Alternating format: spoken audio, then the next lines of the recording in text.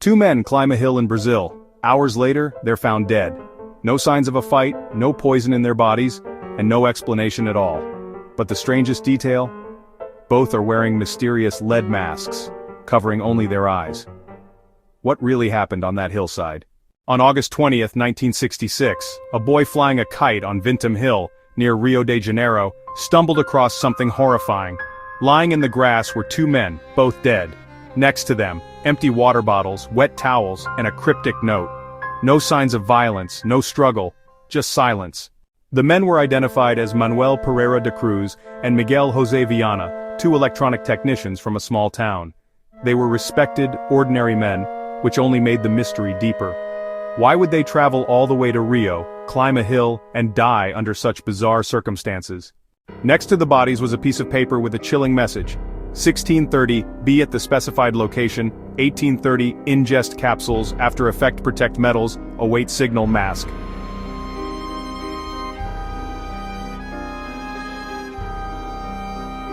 The masks made of thick lead looked homemade, but why? Protect metals from what? Await what signal? On Vintam Hill, with two impeccably dressed bodies and a crime scene devoid of obvious clues, investigators were grasping at straws. The first and most logical theory was a tragic self-inflicted one: drugs. The empty water bottle and the small packet of capsules found nearby seemed to point directly to a suicide pact, or perhaps a fatal accidental overdose.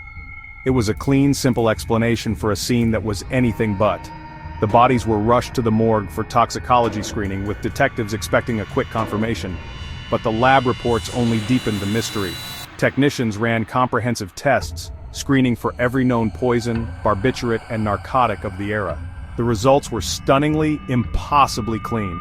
There was nothing in their systems, no trace of any foreign substance that could explain their deaths.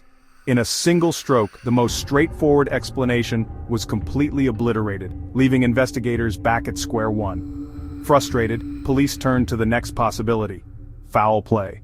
Manuel and Miguel were electronics technicians, a profession that, in the bustling port city of Niterói, sometimes intersected with the criminal underworld. Had they seen something they shouldn't have? Were they involved in a deal gone wrong? The men had recently withdrawn a large sum of money, enough to buy a car and a television set, a significant purchase that raised suspicions. Perhaps they were silenced. But this theory crumbled under the cold, clinical gaze of the medical examiner. The autopsies were meticulous.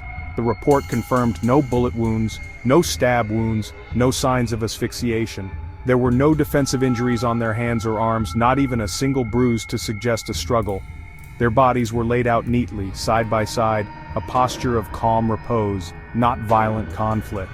It was as if they had simply laid down and died. With all conventional avenues exhausted, the investigation veered into the realm of the extraordinary. The key was a cryptic handwritten note discovered in Miguel's pocket. It wasn't a suicide letter, but a bizarre set of instructions. 1630, be at the agreed place. 1830, swallow capsules after the effect, protect metals, wait for the mask signal. This strange directive, combined with local rumors, fueled a wild new theory. Friends and family revealed that Manuel and Miguel were deeply involved in scientific spiritualism, a fringe movement popular in Brazil that blended ufology with esoteric beliefs. They were allegedly preparing for a momentous event, a scheduled encounter with beings from another world. Suddenly, the strangest pieces of evidence began to click into a terrifying, otherworldly narrative. The capsules weren't poison, but perhaps a substance to induce a trance-like state. And the crude, unsettling lead masks? Adherents of the theory claimed they were essential protection, not just for their eyes against the blinding light of a landing craft, but to shield their entire beings from the intense radiation of an extraterrestrial engine. In Brazil during the 1960s, stories of UFO sightings were everywhere. People genuinely believed in the possibility of contact, and these men were known to experiment with spiritualism and strange scientific practices. Could they have been attempting some kind of ritual? For the families left behind, the official narrative was impossible to accept. Miguel and Manuel were not just names in a police report. They were devoted husbands and fathers, respected electronics technicians with stable lives. Friends and relatives described them as grounded and responsible, not the type for reckless adventures or secret dealings. So why would these two men suddenly abandon everything they held dear? They left no notes for their loved ones, no final goodbyes, just an aching void of confusion. Their departure seemed voluntary yet completely out of character, a sudden, inexplicable break from the predictable rhythm of their existence. The physical evidence collected from Vintum Hill only compounded the enigma. Alongside the bodies, investigators found a small notebook. Its pages contained cryptic, almost coded instructions. 1630 be at the agreed place. 1830 ingest capsules after the effect, protect metals, await mask signal. What effect were they expecting? The capsules themselves, initially a source of intense speculation, were analyzed and found to be nothing more than simple indigestion tablets. Was this a placebo meant to trigger a psychological state, or a tragic misunderstanding of a more complex formula?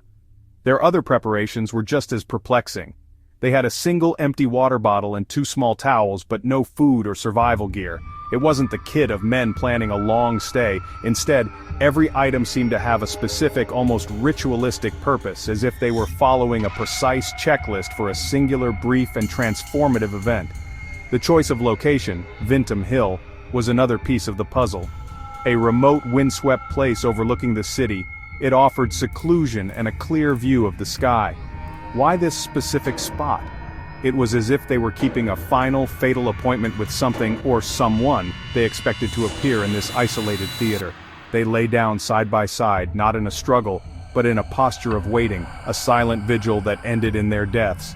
But the most iconic and baffling element remains the lead masks. These weren't sophisticated pieces of equipment. They were crude, homemade eye coverings, roughly cut from sheet lead, a material known to block radiation. This detail, combined with the notebook's instruction to await mask signal, has fueled decades of speculation. Were they preparing to witness something intensely brilliant, a blinding light they were warned not to see with the naked eye? In an era captivated by the space race and tales of UFOs, many believed the men were attempting contact with extraterrestrial beings, and the masks were their rudimentary protection against an otherworldly energy source. Whatever they expected to see, they believed it would be both magnificent and deadly. Nearly 60 years later, the case of the lead masked men remains officially unsolved, a chilling piece of modern folklore etched into the Brazilian psyche.